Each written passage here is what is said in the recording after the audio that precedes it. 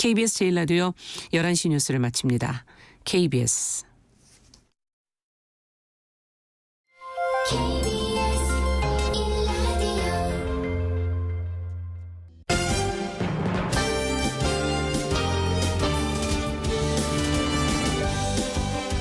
KBS 1라디오 신성원의 오늘 세계는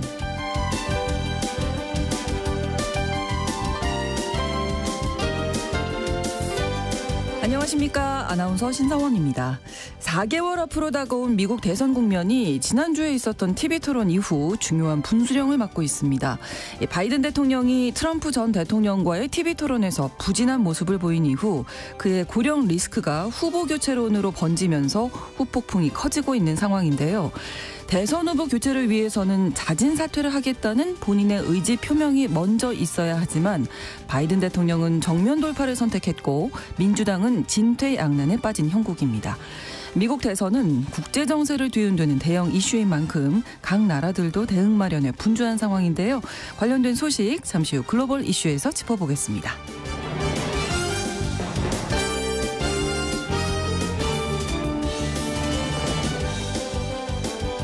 오늘 주목할 국제사회 뉴스는 헤드라인 뉴스와 키워드로 정리해드리겠습니다. 통신원 취재수첩에서는 아르헨티나 소식 준비했는데요. 하비에르 밀레이 대통령이 추진하고 있는 강력한 긴축 정책으로 아르헨티나에는 빈곤층이 점점 증가하고 있다고 합니다. 그런데 정작 밀레이 대통령은 노벨 경제학상을 타고 싶다 이런 포부를 밝혔다고 하는데요. 밀레이 대통령 취임 6개월을 넘긴 아르헨티나 상황 잠시 후에 알아보겠습니다. 7월 2일 화요일 KBS 1라디오 신성원의 오늘 세계는 시작합니다.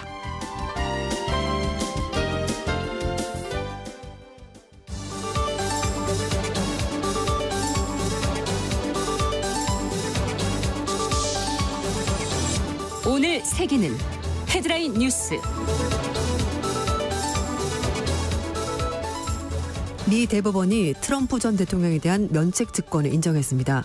트럼프 전 대통령의 2020년 의회 폭동 선동을 통한 선거 방해 혐의에 대해서 미 연방 대법원이 면책 특권 일부를 인정했습니다. 대법원은 1일 트럼프 전 대통령의 대선 결과 전복 시도 혐의 관련 면책 특권에 대해 찬성 6, 반대 3으로 가결했습니다. 대법원은 공적 행위에 대해서는 면책 특권이 있지만 비공식적인 행위에 대해서는 존재하지 않는다고 판단했습니다. 트럼프 전 대통령은 지난 2020년 대선에서 패한 뒤 선거 결과 전복을 시도한 혐의로 기소됐는데요. 당시 현직 대통령이었으므로 절대적으로 면책 특권이 있다고 주장해 왔습니다. 대법원의 이번 판결로 오는 11월 대선 전 이 사건과 관련해 재판을 시작하는 것이 사실상 불가능해졌다는 평가가 나오고 있습니다.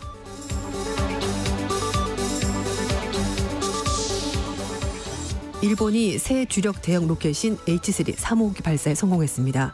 일본 우주항공연구개발기구는 1일 낮 12시 6분 가고시마현 다네가시마 우주센터에서 H3 3호기를 발사했습니다. 로켓에 탑재된 지구 관측위성 다이치 4호는 야간이나 악천 후에도 관측할 수 있는 레이더가 장착돼 화산 활동이나 재해 상황 등을 파악하는 데 유용하게 쓸 것으로 전망됩니다.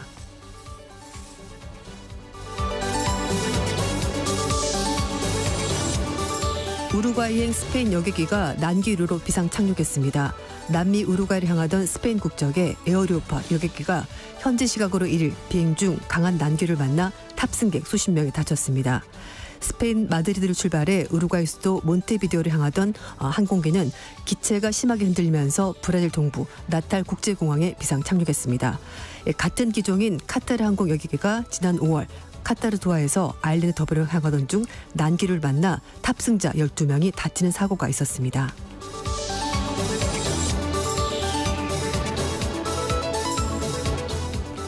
허리케인 베릴이 카리브해 상륙해 피해가 속출했습니다.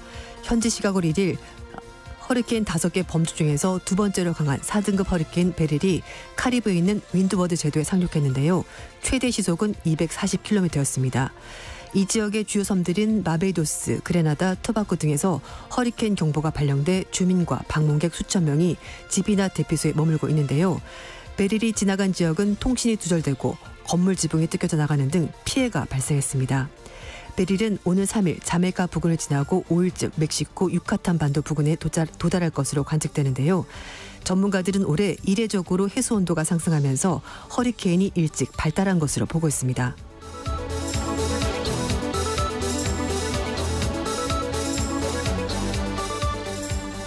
프랑스가 엔비디아에 시장 반독점법 위반 혐의를 적용했습니다. 프랑스 규제 당국이 인공지능 개발 분야 선두주자인 엔비디아에 시장 독점을 목적으로 한 불공정 행위를 저지른 혐의를 적용했습니다. 프랑스에서 반독점법을 위반한 경우 전 세계 매출액의 10%를 벌금으로 내야 하는데요. 당국과 협상 여지도 남아 있습니다.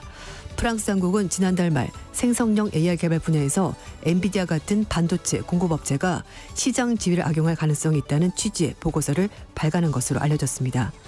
한편 미 법무부도 연방거래위원회와 함께 엔비디아와 마이크로소프트, 오픈AI 등에 대한 조사를 벌이고 있는데요.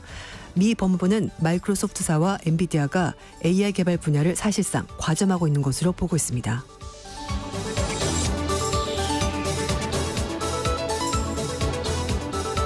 오늘의 헤드라인 뉴스 외신캐스터 조윤주 씨가 전해주셨습니다. 이번에는 키워드로 정리한 국제사회 소식을 함께 살펴보죠. 첫 번째 키워드, 미국인인 것이 자랑스럽다라고 누가 말했을까요? 미국인은 그를 자랑스러워할까요? 라는 의문이 들기도 합니다만 어쨌든 트럼프 전 대통령이 대선 결과 전복 면책 특권 이게 가능하다라는 판결이 나오면서 이 판결에 대해서 만족감을 표시했습니다. 네. 2020년에 의회 폭동 선동을 통한 선거 방해 혐의에 대해서 적어도 공적인 행위에 대해서는 면책 특권이 있다고 미국의 연방대법원이 1일 판결했습니다. 네. 이 판결이 나오자 트럼프 전 대통령은 민주주의를 위한 큰 승리다라면서 자신이 미국인인 것이 자랑스럽다라고 말했습니다.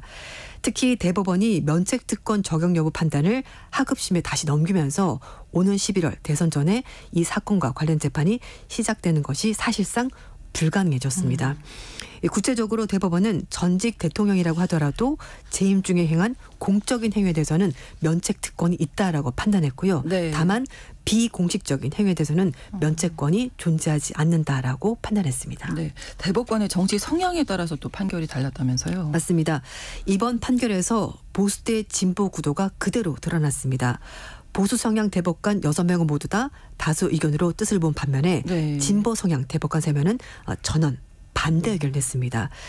진보 성향으로 분류되는 소니아 대법관은 우리 헌법은 전직 대통령이 범죄 그리고 반역 행위에 대한 책임을 지는 것을 보호하지 않기 때문에 이의를 제기하는 것이라고 의견을 밝혔고요. 네. 반면에 보수 성향의 로버츠 대법원장은 대통령의 공적 행위가 형사 기소되면은 일상적으로 조사를 받게 되고 이렇게 되면 행정부의 독립성이 심각하게 훼손될 우려가 있다라고 지적을 했습니다. 게다가 대법원장이 이 면책특권 적용 여부를 판단하기 위해서 말씀인 것처럼 사건을 하급심으로 환송했기 때문에 네. 11월 대선 전에 뭔가 판결이 나오기는 이제 불가능해졌습니다. 한편 트럼프 전 대통령은 2020년 대선에서 패하고 나서 선거 결과를 전복하기 위해서 이제 뭐 시위대들을 좀 자극한 혐의를 받고 있는데 당시 현직 대통령이기 때문에 절대적인 면책 특권이 있다고 주장을 해왔습니다. 네, 그 판결이 이제 내려진 거고 네. 저희가 앞서서 뭐 TV 토론 이야기도 했습니다마는 날짜가 이제 다가오고 있잖아요. 그렇죠. 그래서 이런 저런 변수들이 미치는 영향이 정말 클 텐데 네. 미국 대선 과연 어떻게 결론 지어질지 네. 궁금합니다. 지금까지 상황은 트럼프 전 대통령에게 계속 파란불이 들어오는 약간 그런 느낌입니다. 네. 연이어서 이제 키워드가 혹시 모르니 미리 준비해 두는 거죠. 역시 미국 대선 관련된 이야기인데요. 네, 맞아요. 네. 말씀하신 것처럼 첫 TV 토론에서 사실 좀 희비가 엇갈렸습니다. 뭐 솔직히 말씀드리면 그래서 네.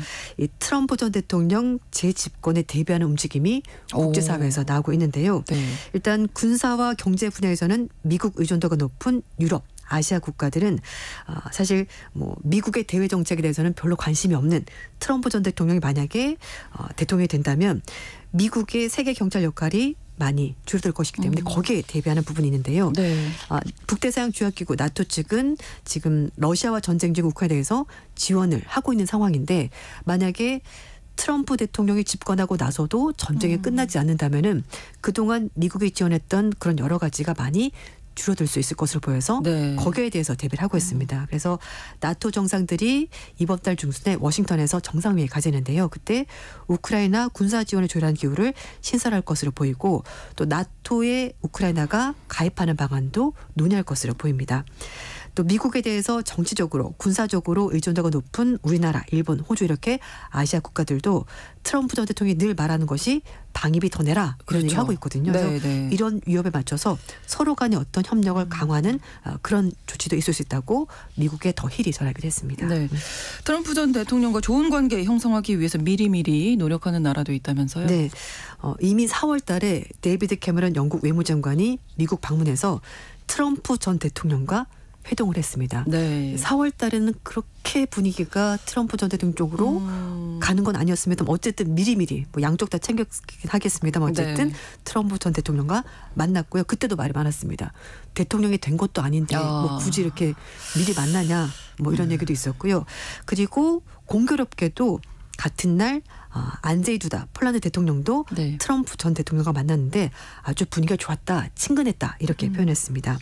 한편 임기가 끝날 예정인 스톨텐베르크 나토 사무총장은 트럼프 2기 행정부에 합류할 가능성이 높은 그런 인사들을 이제 미리 만나기 위해서 미국의 보수 성향 싱크탱크인 헤리치 재단에서 연설도 미리 했다고 합니다. 네. 한편 독일은 올해 초에 미알 링크 대서양 협력 조정관이 미국을 직접 가서 공화당 지지자들과 접촉하면서 트럼프 전 대통령의 관세를 피하기 위해서 사전 작업을 좀 미리 해뒀다고 합니다. 뿐만 아니라 이때는 뭐 누구라도 줄을 대야 됩니다. 그래서 트럼프 전 대통령 사위인 제라드 쿠시너 전 백악관 선임 보좌관과 각별한 관계를 맺고 있는 사우디 정부 비롯해서 네. 트럼프 전 대통령 백악관 복귀를 반기는 나라들도 꽤 있습니다. 지금 사우디의 실권자인 빈살만 왕세자와 트럼프 전 대통령 뭐 전화 통화도 한다고 하니까 네네. 굉장히 친밀한 관계를 과시를 하고 있습니다. 국제사회의 움직임도 조금 네. 달라졌다. 그렇죠. 네, 이렇게 정리해 볼 수 있겠네요. 네. 자, 세 번째 키워드입니다. 진짜 골드러시. 네. 금이 금을 사기 위해서 요즘 줄을 서는 곳이 있습니다. 예. 줄을 서시오. 네. 태국, 베트남 이런 나라들인데요. 네. 우리나라도 요즘 금 투자 많이 하시거든요. 금값이 많이 오르기도 했습니다만 투자자들이 강달러 때문에 자국 통화 가치가 좀 떨어지고 있고 그리고 네. 지정학적으로 여러 가지 전쟁이 있다 보니까 이런 공포 때문에 금 사재기를 하고 있다고 홍콩의 사우차이나 모닝포스트가 전했습니다. 그래서 진짜 실제로 은행 앞에서 금을 사려고 구매자들이 줄을 서는 풍경이 몇 개월째 벌어지고 있다고 하는데요. 네. 베트남과 태국은 동남아시아 국가 중에서도 금을 많이 사는 나라에 포함된다고 합니다. 물론 중국, 인도가 가장 금을 좋아하고 많은 사는 나라이긴 한데요. 최근에 그 동남아시아 국가들도 금 사재기에 동참하고 있다고 하는데 네. 이 얘기는 이 지역이 경제적으로 좀 지정학적으로 불안한 점이 점점 커지기 때문에 그런 부분이 뭐 반영이 된 거다. 뭐 이런 얘기도 있습니다. 베트남에서는요. 은행의 금 보유량이 빠르게 줄어들면서 1인당 구매량을 37.7g으로 제한을 하고 있다고 합니다. 베트남 금거래협회 관계자는 골드바는 이제 베트남의 주요 투자 상품이 됐다면서 사람들이 이 골드바 금괴를 사기 위해서 줄을 서고 있다 이렇게 말했습니다. 태국도 지금 개인 투자자들이 금을 사려고 한다는데요. 네. 이스라엘의 가자지구 전쟁이 고조되면서 태국의 금 매장 앞에 긴 줄이 생겼다고 합니다. 금 사재기와 금값 상승, 랠리가 과거와는 조금 다른 점이 있다고 하는데요. 네. 세계 금협회 측에서는 과거에는 아시아 시장에서 금값이 떨어질 때마다 투자자들이 금을 사다 모았는데 지금은 가격이 오르는데도 매수세가 네. 꺾이지 않고 있다고 보도했습니다. 올해 들어서 금값이 계속 오르면서 5월 달에 역사상 최고치인 온스당 2,450달러까지 올랐는데요. 네. 여기서 또 하나 예외가 있는데 싱가포르 같은 이런 나라는 통화와 경제가 안정이 되기 때문에 굳이 줄까지 서서 금을 사는 사람은 없다라고 신문이 전했습니다. 네. 자국의 경제가 불안정하다 네. 할 때 이제 금을 사는 거군요. 그렇습니다. 알겠습니다. 그렇지만 금 사고 싶습니다. 저도. 저도 같은 마음입니다. 너무 비싸서. 예. 너무 많이 올랐죠 이미. 네. 그러니까요. 열심히 일합시다. 네. 다음 키워드 전해드릴 텐데요. 소잃고 외양간 고치기. 네. 최근에 중국이 외국인 투자 유치에 어려움을 겪으면서 중국의 경제 실세 부총리가 직접 외자 기업들을 차별하지 말아달라 이렇게 시정 조치 명령을 내렸다고 합니다. 네. 허리펑 국무원 부총리가 1일 날 베이징에서 주재한 외자 공작 좌담회에서 시장 진입 장벽 이런 것도 풀어주고 불합리한 제재를 풀어서 초대 규모 시장의 이점을 잘 살려보자라고 말하면서 외자를 좀 더 유치해야 된다라고 강조했다고 합니다. 네.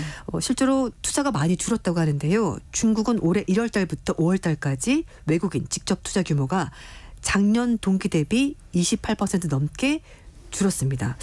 올해 들어서 중국의 외자 유치는 꾸준히 감소하고 있고 매월 낙폭을 키우고 있다고 하는데요. 그렇군요. 증권, 부동산 좋지 않다 얘기는 늘 나온 얘기고 그렇죠. 이런 것 때문에 자산 시장이 침체가 되고 있고 거기에다가 제조업 구매자 관리지수 PMI가 경기 수축 국면을 보이는 그런 신호까지 나오면서 중국 입장에서는 위기감이 커졌고 그래서 외국인 투자를 적극적으로 유치하는 것 같습니다. 워낙 중국도 지금 경제 상황 좋지 않다 보니까 맞습니다. 이런 이야기가 또 나오는 것 같네요.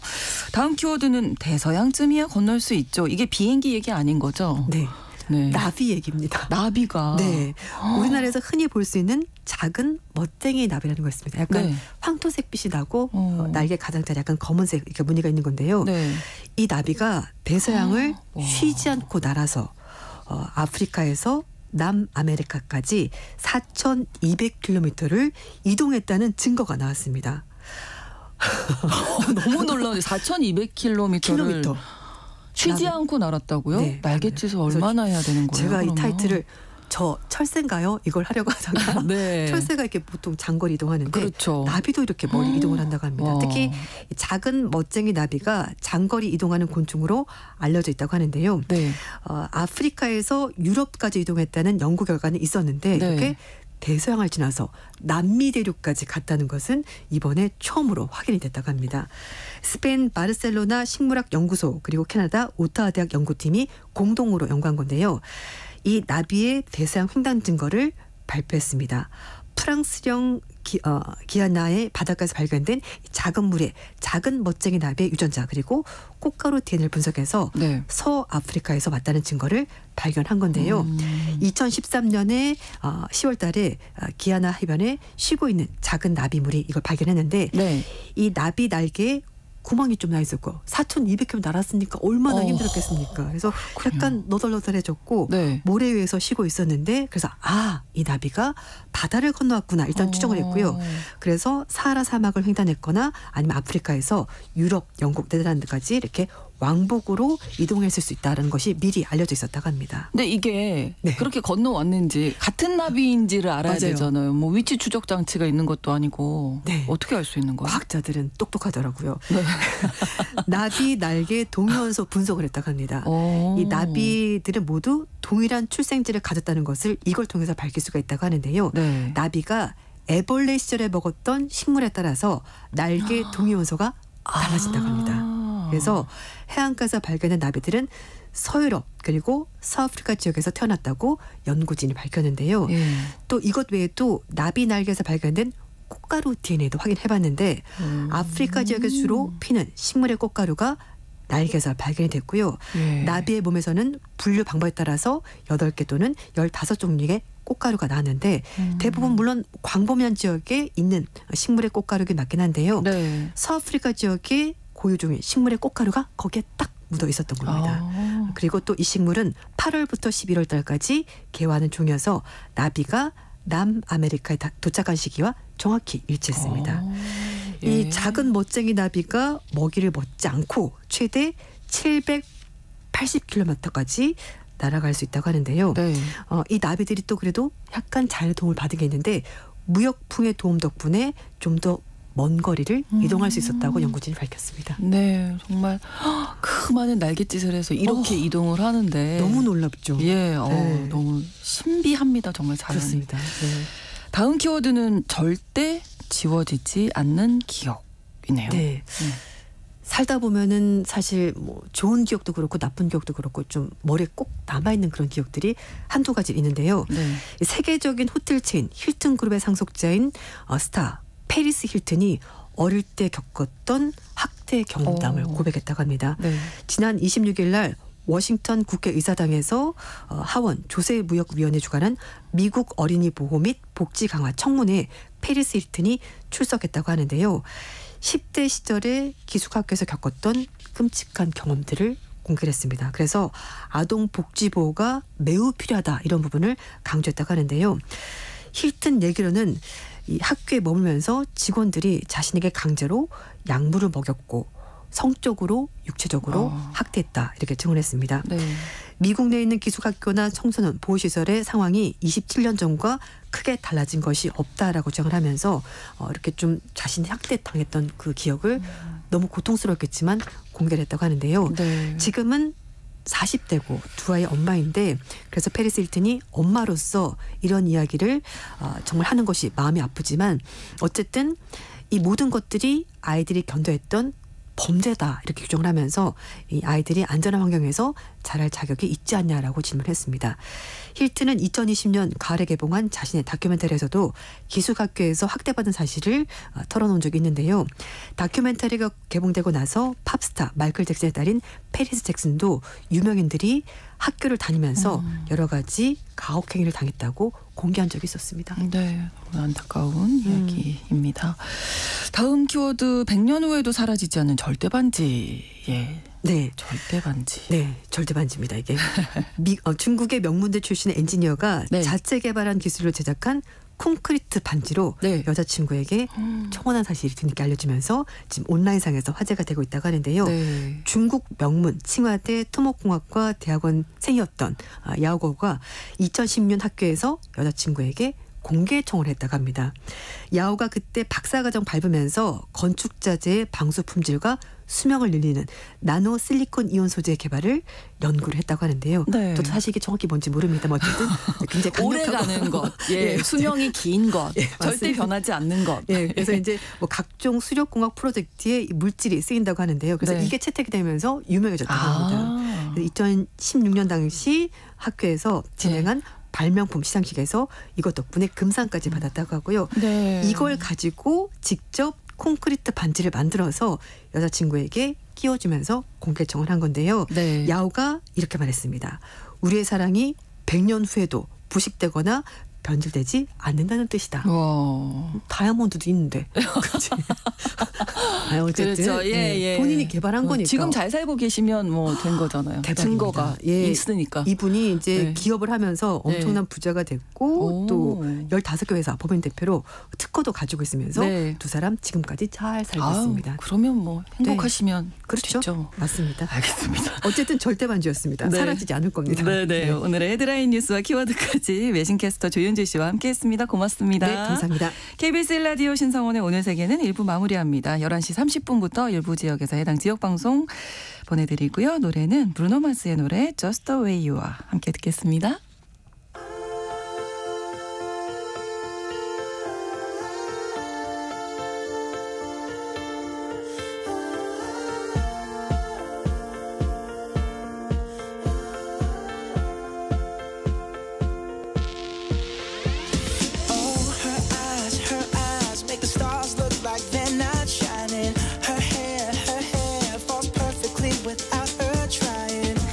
So beautiful, and I tell her every day. Yeah, I know. When I compliment her, she won't believe me, and it's so sad to think that she don't see what I see. But every time she asks me, do I look okay? I say, when I see your face, there's not a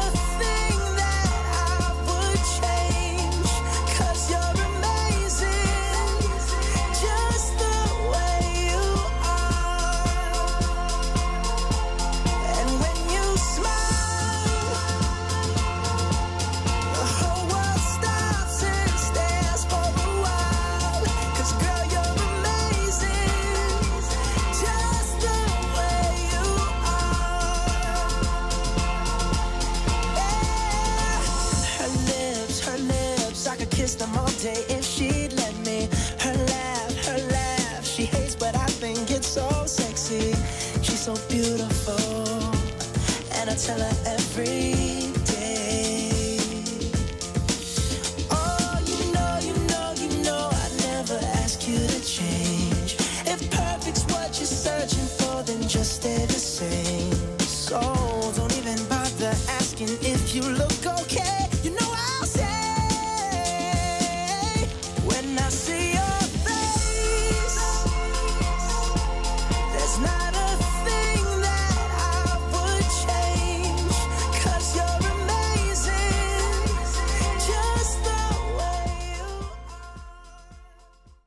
지금 시각은 11시 30분입니다.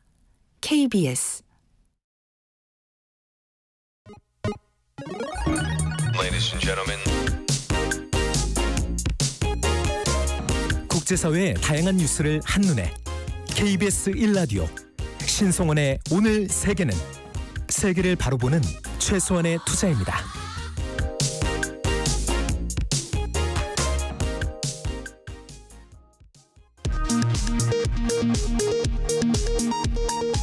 이 시각 라디오 정보센터 뉴스입니다. 윤석열 대통령이 김홍일 방송통신위원장의 사의를 수용했습니다. 김 위원장은 지난해 12월 29일 임명된 후 6개월여 만에 물러나게 됐습니다. 김홍일 방송통신위원장이 국회 본회의에 자신에 대한 탄핵소추안이 보고되기 전 자진 사퇴하자 박찬대 더불어민주당 대표 직무대행 겸 원내대표가 탄핵을 피하려 꼼수 사퇴를 했다고 비판했습니다. 추경호 국민의힘 원내대표는 더불어민주당이 대정부 질문을 위한 본회의에서 안건을 상정할 경우 필리버스터, 무제한 토론으로 대응하겠다고 밝혔습니다. 어젯밤 서울시청 인근 도로에서 68살 남성이 몰던 승용차가 역주행해 인도로 돌진하면서 9명이 숨지고 4명이 다쳤습니다. 어젯밤 강원도 속초시에서 만취 상태의 40대 공무원이 몰던 차량이 오토바이와 부딪히면서 4명이 크게 다쳤습니다.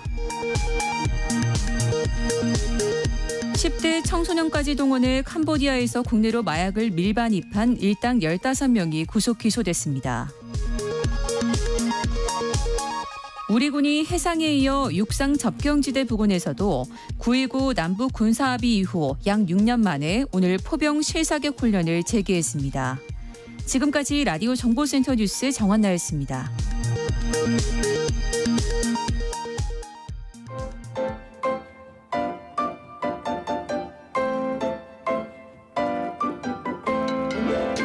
통신원 취재 수첩.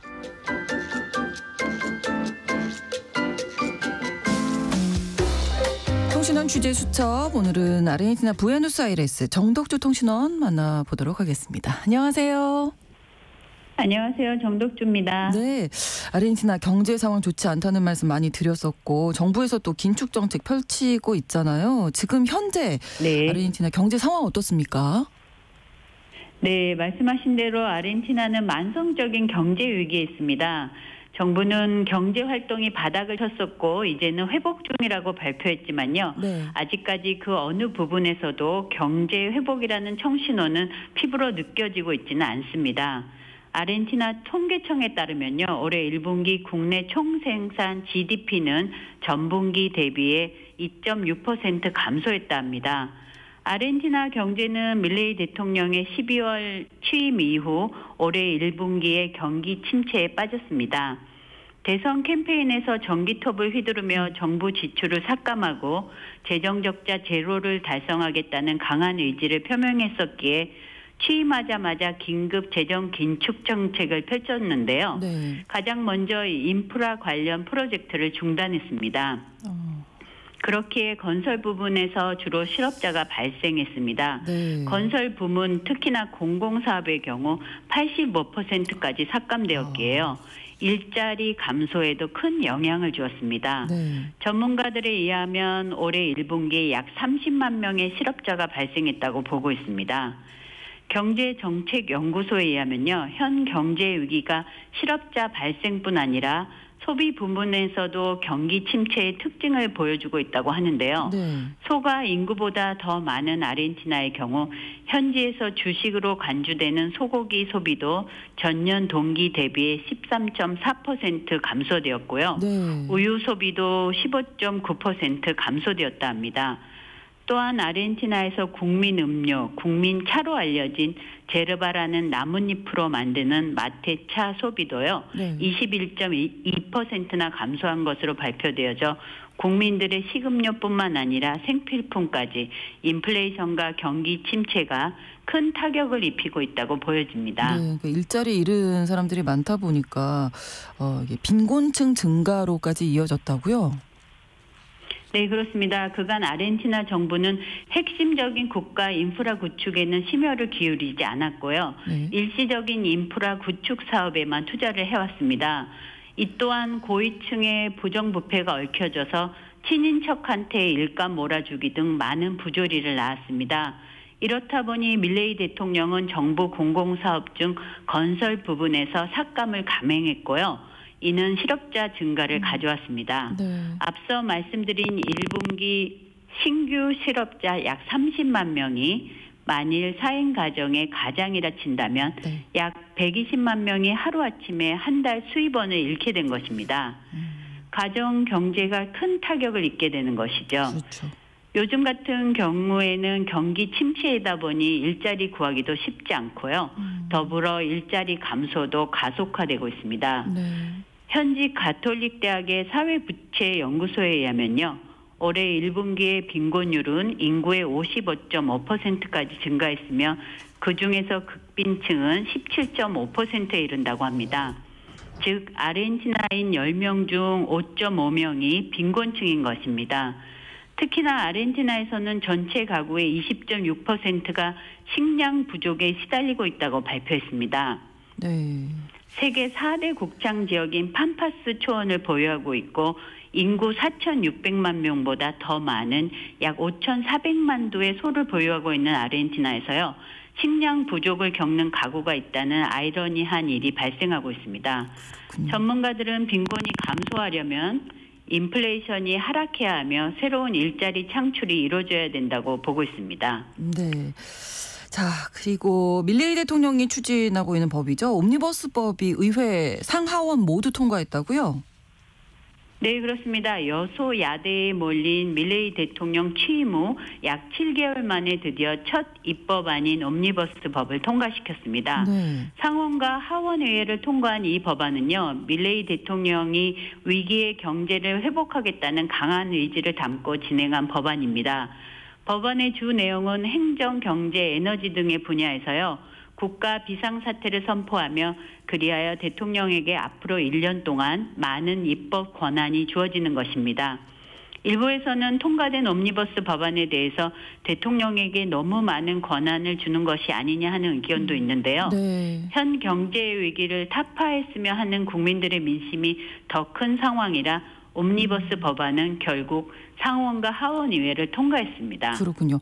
밀레이 대통령이 또 유럽을 방문했는데 일정 중에 좀 문제가 있었다고요? 네, 밀레이 대통령은 현지 시간으로 지난 6월 21일부터 24일까지 스페인, 독일 그리고 체코를 방문했습니다. 네. 첫 번째 방문지인 스페인에서는요. 학계 인사들과의 만남을 가졌고요. 스페인 정부 측과는 만나지 않았습니다. 이는 이미 예견된 일이었는데요. 좌파인 산체스 총리와는 이미 사이가 틀어진 상황이었고요.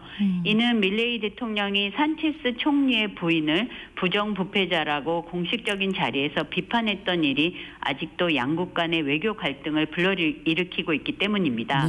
두 번째 방문지인 독일에서는 숄츠 총리와 간단한 실무회의만 진행했고요.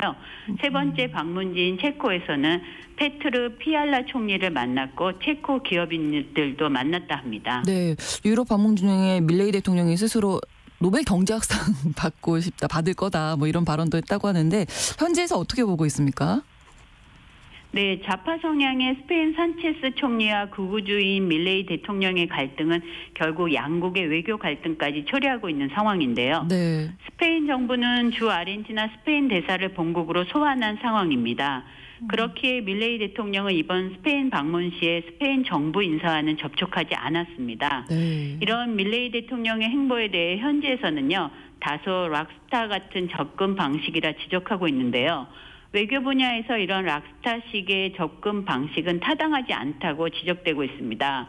어려운 현 경제 시기에 아르헨티나가 더 많은 수출을 하려면요. 네. 정부 지도자의 정확하고 존경받는 외교 방식이 필요할 때라고 지적되고 있습니다. 네. 또한 밀레이 대통령은요. 체코 방문 시에 JP 모건 출신이며 현 경제수석 고문인 데민 레이델과 현재 아르헨티나 경제 이론을 새롭게 쓰고 있고 만일 경제 위기를 극복하고 잘 해낸다면 네. 본인들이 노벨 경제학상을 받을 것이라고 말했습니다. 네, 소식 여기까지 듣겠습니다. 오늘 고맙습니다.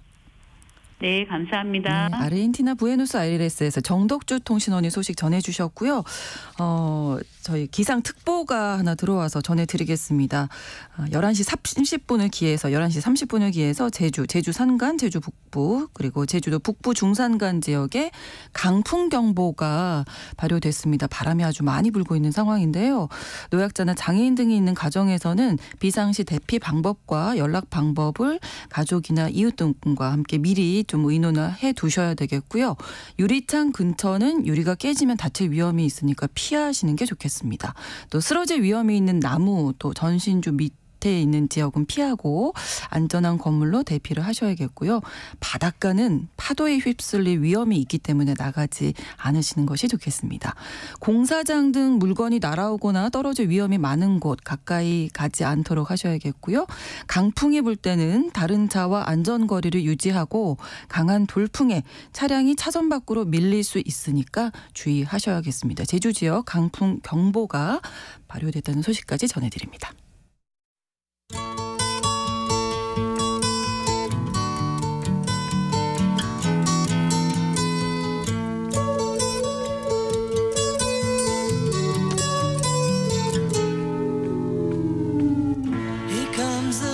지난 27일에 열린 미국 대통령 후보 토론회에서 민주당 후보죠. 조 바이든 대통령의 고령의 노쇠함이 드러나면서 후보 교체론이 거세지고 있습니다. 미국 유럽 언론인 뉴욕타임스가 이례적으로 후보 사퇴, 후보 교체를 촉구하는 사설을 내는 등 미국의 대선 레이스 크게 요동치고 있는데요. 자세한 내용 살펴보겠습니다. 한겨레 신문 정희길 선임기자와 함께합니다. 어서 오세요. 안녕하세요. 자, 후보 교체론까지 나왔습니다. 어떤 모습으로 보셨는지 바이든 대통령 어땠습니까? 토론을 저도 봤는데요. 네. 고령의 노쇠함이 드러났다고 인정을 안 할 수가 없더라고요. 네.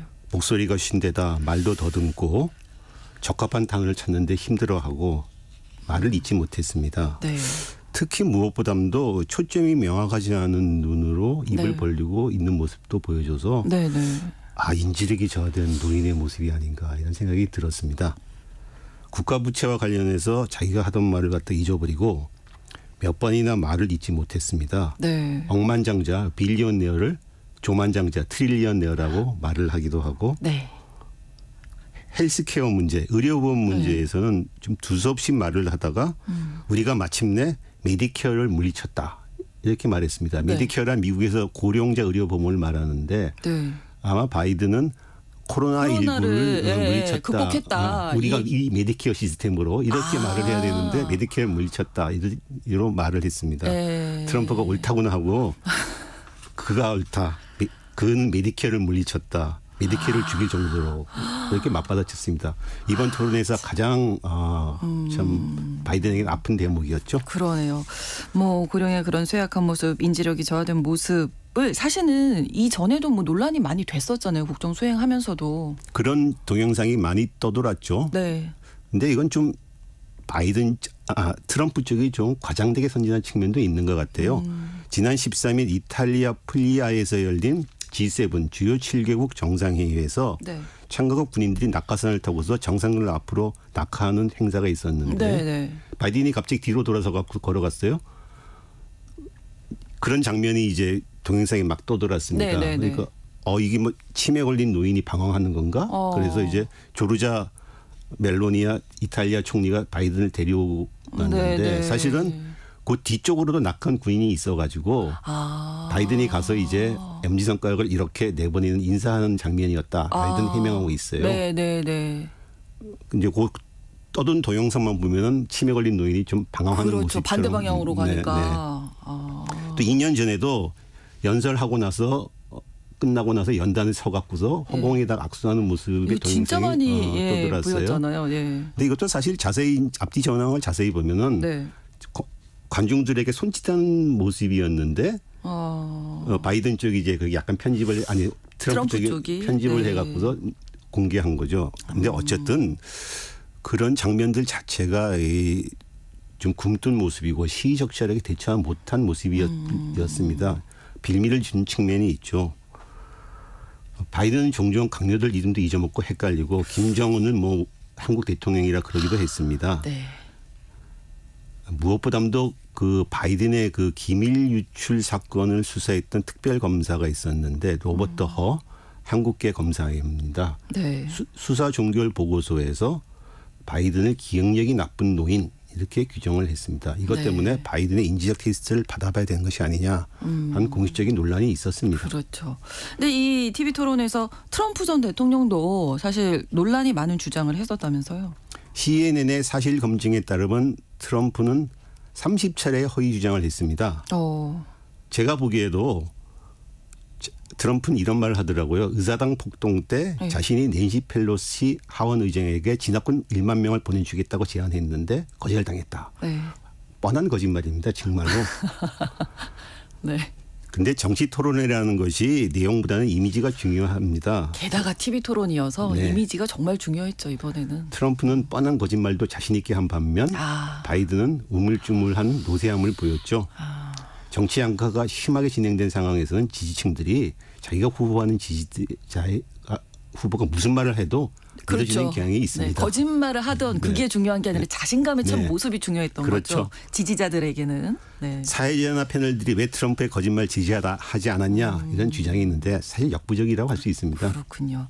결국에는 그동안 이야기 나왔던 바이든 대통령의 고령 리스크가 좀 현실화됐다. 이번 TV 토론을 통해서 이렇게 볼 수 있겠네요. 그러면. 그렇습니다. 지금 바이든 대통령이 81세입니다. 네. 내년에 대통령이 당선된다면 86세에 퇴임하게 됩니다. 그러네요. 고령 리스크 분명히 있습니다. 네.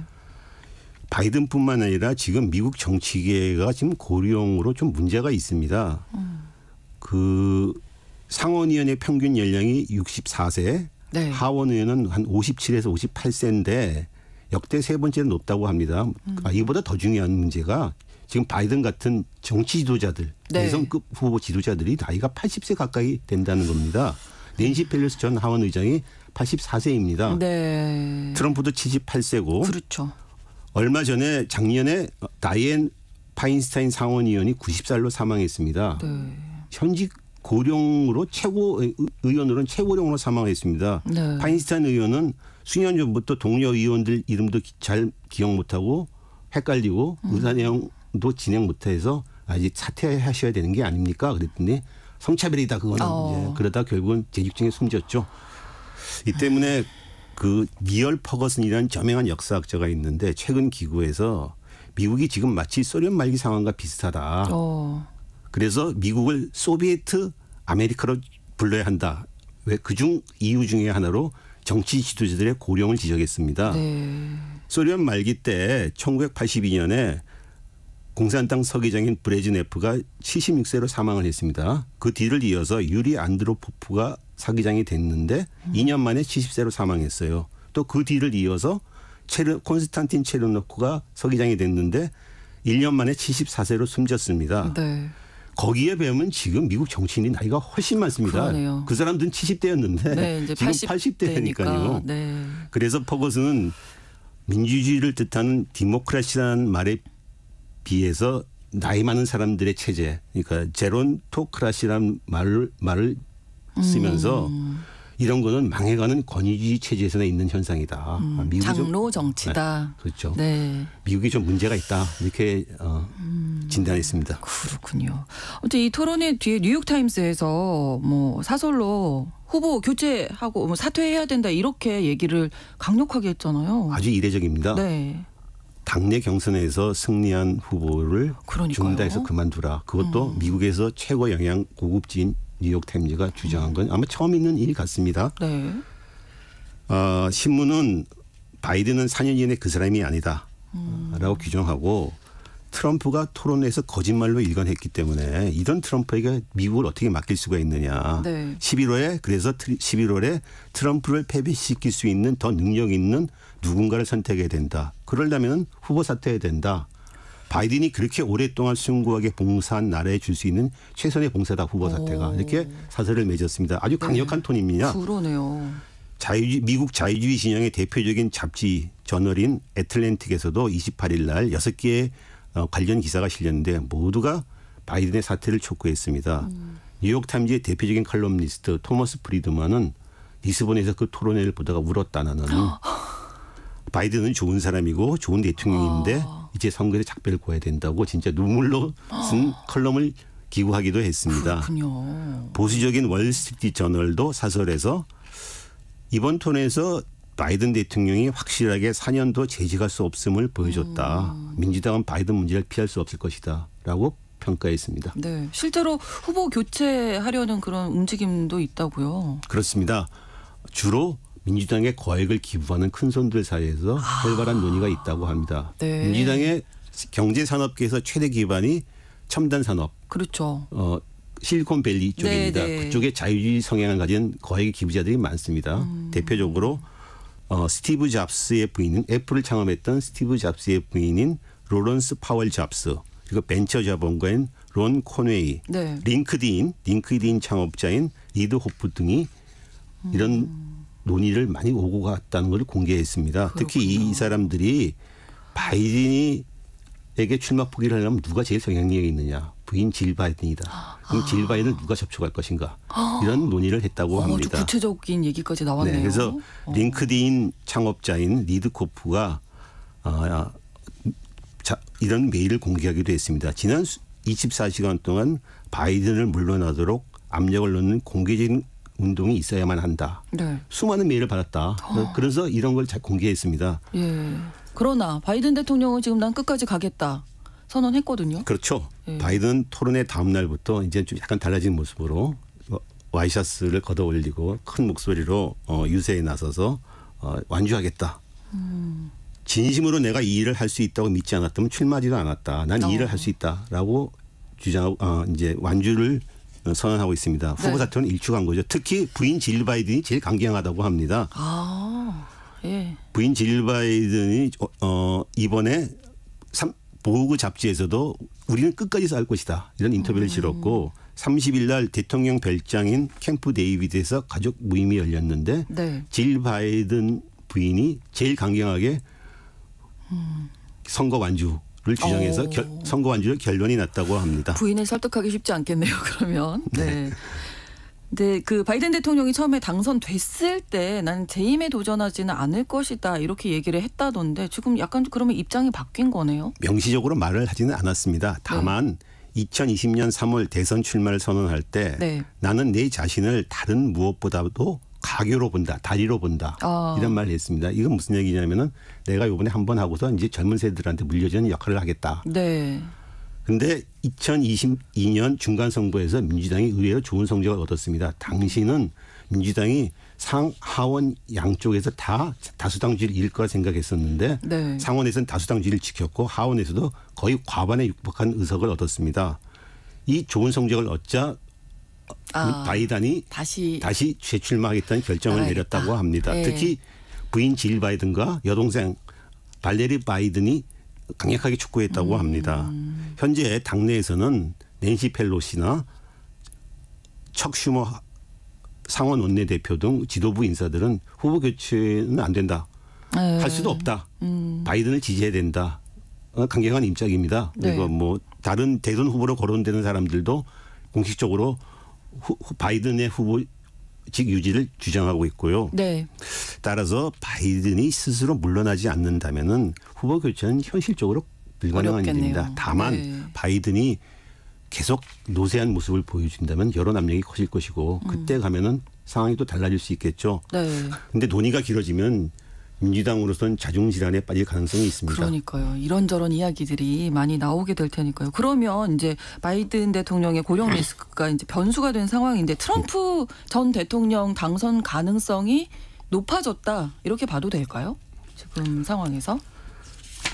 정치라는 움직이는 살아있는 생물이다라는 유명한 말이 있죠. 네.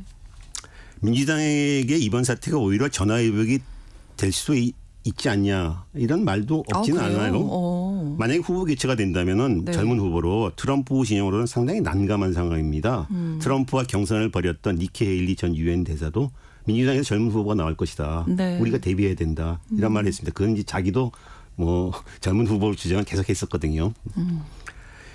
현재로서는 바이든 대 트럼프 여론조사가 큰 변화가 없습니다. 아직까지는. 오히려 토론 뒤에 바이든이 좀 앞서는 여론조사도 나왔고요. 그래요? 양극화가 심해져가지고 네. 트럼프 측의 표가 일방적으로 쏠릴 것 같지는 않습니다. 물론 여론조사 좀 두고 봐야 되겠습니다. 바이든이 페이스를 회복하고 민주당 지지층들이 위기감 속에 더 결속한다면은 오히려 역전의 기회가 있지 않겠냐. 바이든이 페이스 회복하고 이미지 메이킹 새로 한다면 네. 바닥을 치고 올라간 기저 효과가 있지 않겠냐 이런 분석도 있습니다. 네, 어쨌든 지금 뭐 트럼프 전 대통령 당선 가능성이 높아져서 각국이 비상이 걸렸다고 하는데 우리는 어떻게 대비해야 할지 전체적으로 좀 전망을 해주시면. 트럼프가 집권한다면 대외 정책에 큰 변화가 있을 것입니다. 그렇겠죠. 네. 뭐 대표적으로 방위비를 더 내라, 무역 분야에서 관세를 높이겠다. 근데 이게 미국의 요구가 본질적으로 달라지는 건 아닙니다. 다만 네. 트럼프가 미국의 대군사 개입에 대해서 상당히 회의적입니다.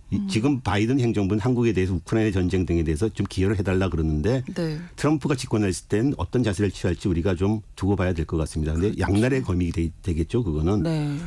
한미일 동맹에 대해서 트럼프가 바이든 행정부만큼 타이트하게 이렇게 하려고 하지 않을 것이고 네. 또 하나는 한국에 대해서 또 대외적인 군사 개입이나 이런 거에 대해서 요구도 안 할 것이고 그러니까 우리로서는 이 부담과 기회 이런 것이 상존한다고 볼 수 있겠습니다. 네, 또 북한과의 관계에서도 중요하니까요. 그렇죠. 네. 북한 문제에서도 트럼프가 잘 알다시피 북미 정상을 취하지 않았습니까? 네. 트럼프는 공식적으로 현재까지는 자기가 집권하면 김정은과 문제를 잘 풀겠다고 말하고 있습니다. 네. 지금처럼 미국이 북한과 대화를 전혀 완전히 끊고